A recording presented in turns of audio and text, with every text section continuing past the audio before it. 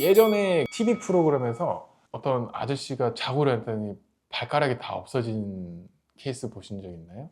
발가락이? 네. 그래서 이거 누가 강도가 들어와서 발가락 다 절단하고 했다 이렇게 했는데, 알고 봤더니 집에서 키우던 강아지가 배달한 거예요. 그래서 다 씹어 먹었다는 그런 걸 본 적이 있어요, 제가. 그래서 당뇨가 있다면 강아지는 멀리 하시는.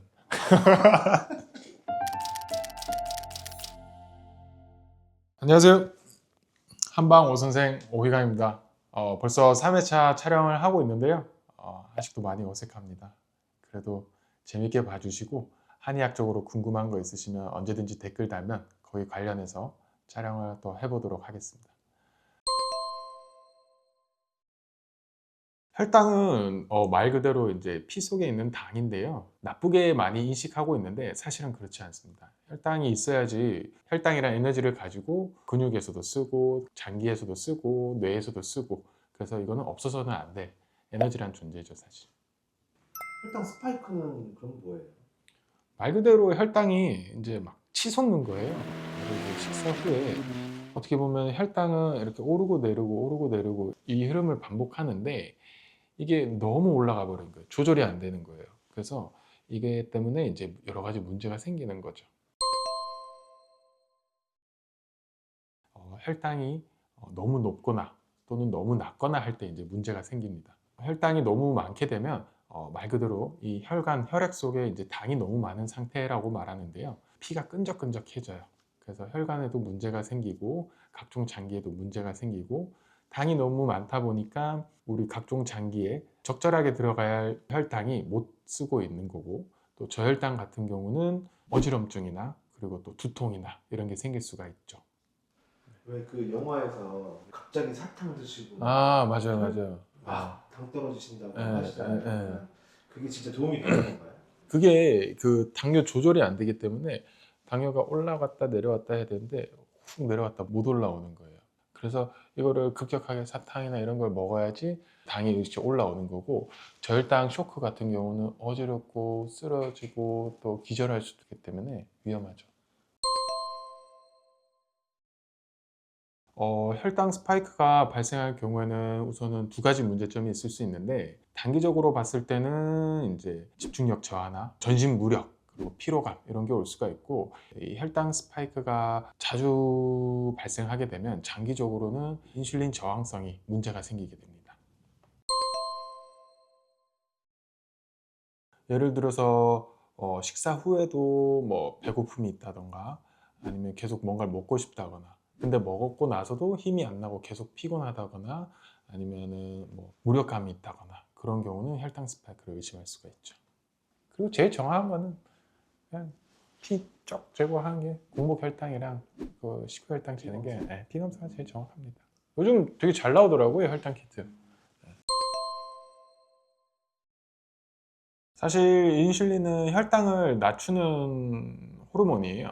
혈당이 너무 높았을 때는 몸에서 인슐린이 분비해서 혈당을 낮추고 그렇게 작용을 하게 되는데, 인슐린 저항성이 너무 높아지게 되면은 인슐린이 나와도 제의를 못하게 되는 거죠. 그래서 혈당이 낮아지지 않고 계속 높은 상태로 유지가 되는 상태를 인슐린 저항성이 있는 상태라고 말합니다. 같은 인슐린이 있다고 하더라도 인슐린이 저항성이 높으신 분들은 인슐린이 작동을 안 하게 되죠. 이건 진짜 개인적으로 궁금한 거였는데요. 그 왜 인슐린 주사 같은 거 네. 셀프로 이렇게 네, 하시는 거 있잖아요. 맞아요. 네. 해도 되는 거예요? 하면 안 되는 거예요? 몸 자체에서 나오는 인슐린 양으로도 혈당 조절이 안 되는 분들은 양방에서는 인슐린 처방을 내리죠. 한방!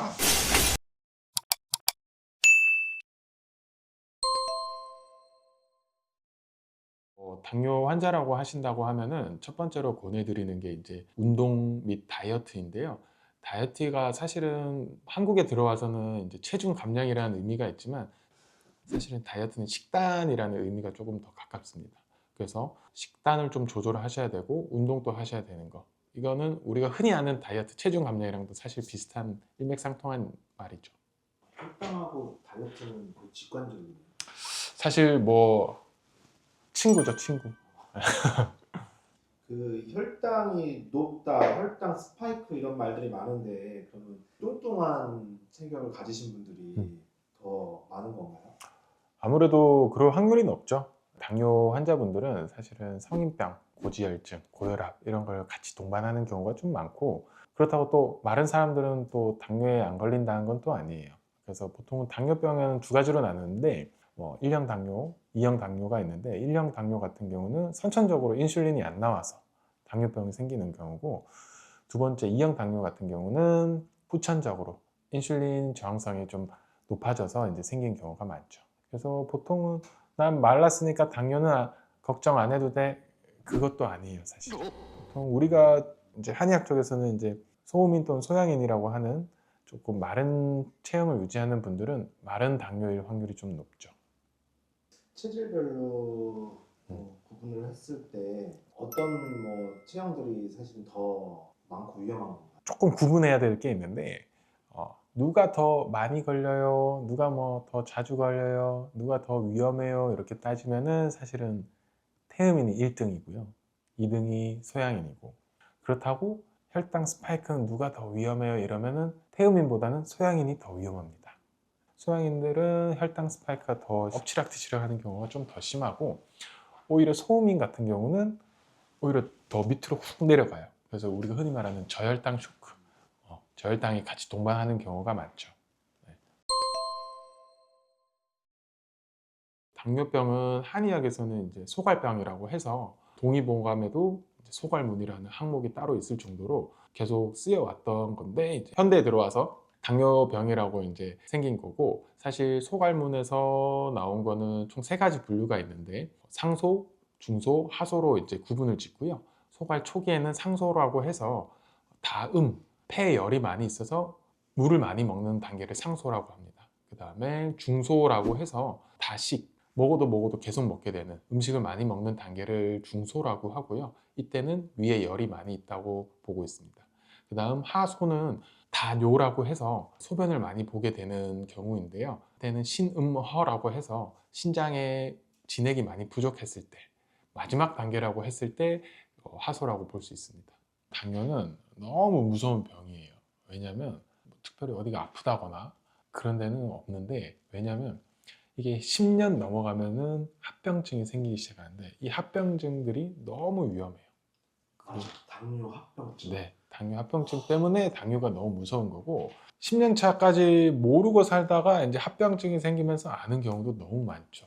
어르신들은 당뇨약 한 번 먹으면 평생 먹어야 돼. 내 몸은 내가 잘 알아. 뭐 이러면서 안 드시는 분들이 있는데, 사실은 초기에 병원에서 원장님이 약을 권하면은 초기에 약을 딱 먹고 거기서 당뇨가 어느 정도 수치가 조절되는 경우가 많아요. 그래서 원장님이 진료 후에 약 처방이나 이런 걸 권하면 거기에 맞게 따라가는 게 제일 좋죠, 사실은. 그러면 그 당뇨 합병증 환자분들을 겪어보셨을 때 네. 어떤 분이 가장 심한 증상이 나왔어요? 당뇨 합병증으로 오시는 분들은 두 발로 걸어오시는 분들이 없습니다. 휠체어를 타고 오신다거나 아니면 스트레처 카약 타고 오시는 분들도 많고, 거의 다 수술하고 큰 치료를 하고 오시는 경우가 많죠, 사실은. 그 당뇨 환자들은 왜 그럼 걸으실 수가 없는 거예요? 아니면 어떤 수술을 하시는 거예요? 당뇨 같은 경우는 말 그대로 이제 혈관 속에 이제 당이 있는 건데, 2년, 3년 차 때는 사실은 합병증이 잘 안 나타나고 한 10년 차 넘어가면서 이게 합병증이 팡팡팡 터지는 거예요. 그래서 예를 들면은 당뇨병 같은 경우는 우리 혈관이 끈적끈적해진다고 생각하시면 돼요. 이 우리 몸속에 손끝 발끝까지 이제 피가 다 가는데, 이게 끈적끈적해지다 보니까 어떻게 보면 몸에 장기나 근육이나 인대나 뼈나 이런 게 어떻게 보면 설탕에 절여지신다고 생각하시면 돼요. 주로 이제 유명한 것들이 이제 망막변증이나 이런 것들이 있는데, 꼭 그렇다고 그것만 생기는 게 아니라 각 장기 폐로 침범할 수도 있고, 신장 콩팥도 망가지고요. 각 장기가 다 망가지기 때문에 너무 무섭습니다. 그 당뇨 합병증으로 이제 절단 수술도 하고 이런 것들은 왜 그렇게 되는 거예요? 아까 말했던 것처럼 이 절여지는 거죠, 사실은. 특히 사지 말단부가 많이 문제가 생기고, 이게 괴사가 돼버리기 때문에 절단을 빨리 해야지 더 큰 사지 절단을 막을 수가 있어요. 예전에 TV 프로그램에서 어떤 아저씨가 자고 일어났더니 발가락이 다 없어진 케이스 보신 적 있나요? 발가락이? 네. 그래서 이거 누가 강도가 들어와서 발가락 다 절단하고 했다 이렇게 했는데, 알고 봤더니 집에서 키우던 강아지가 하다 보니까 달달한 거예요. 그래서 다 씹어 먹었다는 그런 걸 본 적이 있어요, 제가. 그래서 당뇨가 있다면 강아지는 멀리 하시는.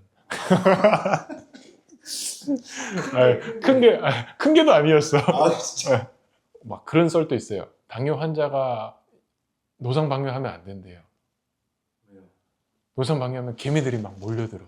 아, 소변 자체에서 심각하네. 그 당분이 있다 보니까 막 개미들이 몰려든다고. 당뇨 환자는 노상방뇨 하지 마세요, 이런 썰도 있고. 그런 분들은 고 선생님 어떤 치료로 어떻게 해주실 수 음, 있어요? 사실은 응급처치는 다 하고 오시는 경우가 있고, 그 뒤에도 계속 당 수치는 계속 관리하셔야 되고, 저희 병원에서 오신 경우는 예를 한약을 좀 먹으면서 침치료 병행하면서 이 혈당이 엎치락뒤치락 급격하게 하는 게 위험한데, 한약을 먹으면서 치료함으로써 이 엎치락뒤치락 하는 걸 조금 완화시켜 줄 수 있습니다. 항상 식사에 푸른 채소를 같이 곁들여 드시는 걸 추천드려요. 우리가 흔히 먹는 깻잎, 상추, 시금치, 브로콜리, 케일, 당뇨에 너무 좋고요. 혈당 스파이크 완화에 도움이 됩니다. 그리고 식사 순서도 중요한데요. 우선은 야채 같은 식이섬유와 단백질을 먼저 드시는 걸 추천드리고, 그 다음에 탄수화물, 밥이나 잡곡류를 드시는 걸 추천드립니다. 그리고 가급적이면 흰쌀밥, 그리고 정제밀 이런 거는 피하시는 걸 추천드립니다. 혈당에 그 치명적인 제일 안 좋은 음식들 뭐가 있을까요? 당뇨는 혈당이 제일 중요해요. 우리가 맛있게 먹는 당 이런 거 먹으면 그대로 이제 바로바로 피 속으로 들어가는 거죠. 요즘 GI 이런 거 많이 있는데, 간략하게 설명해드리면 탄수화물, 흰쌀밥이 정말 안 좋고요. 그 다음에 흰색 면, 정제밀 이런 것도 정말 안 좋고, 우리가 좋아하는 탄산음료 보면 막 녹였더니 설탕이 막 이만큼 있었네, 막 그런 것도 보시면 설탕, 당, 맛있는 거 다 안 좋아요, 사실. 그러면 그 맛있는 거를 조금 뭐 슬프지만 참고 네네. 그걸 대체할 수 있는 그쵸. 꿀팁. 굳이 먹겠다면 이제 제로 탄산유로 드시고, 치킨도 먹겠다면은 굳이 이제 튀긴 거보다는 구운 거나 아니면 삶은 거나. 삼계탕 맛있잖아요, 삼계탕. 옛날 영화 집으로 보면은 할머니가 삼계탕 해주잖아요. 다 넓적살. 예. 손주 좋으라고 소아 당뇨 걱정해가지고 그렇게 한 거니까. 삼계탕에 소주 한잔 하라. 너무 좋죠. 그리고 술도 맥주보다 소주가 더 좋습니다. 아 진짜요? 네, 이거 왜냐면 몰랐네. 그리고 소고기보단 돼지고기가 낫고요. 왜냐면은 이제 어떻게 보면 당뇨가 이제 한의학적으로는 열이 치솟아서 이제 나오는 거라고 하는데, 그렇기 때문에 오히려 굳이 먹겠자고 하면은 찬 종류의 음식이 낫죠. 소고기보단 돼지고기, 맥주보단 소주. 그렇다고 무조건 막 드시라는 건 아니에요. 네. 혈당 스파이크가 너무 무섭다 하면은 야채를 꼭 먼저 먹고, 그나마 마지막에 탄수화물을 먹는 게 제일 낫죠. 탄수화물도 평소 먹는 거에 진짜 반 뚝 하고 먹으면 괜찮아요. 우리 K푸드 쌈 있잖아요, 쌈. 쌈 싸 먹으면 돼요. 사실 깻잎이 그 당뇨병 환자에게 너무 좋아요. 근데 아직까지 알려지지 않은 이유가, 외국인들이 깻잎에 대해서 잘 모르고 연구 결과가 부족해서 이제 막 논문들이 계속 나오고 있습니다. 그래서 깻잎을 가급적 많이 드세요. 한방! 오늘의 한방은 깻잎! 한방! 감사합니다. 이거 좋다. 이거 좋다. 금마무리.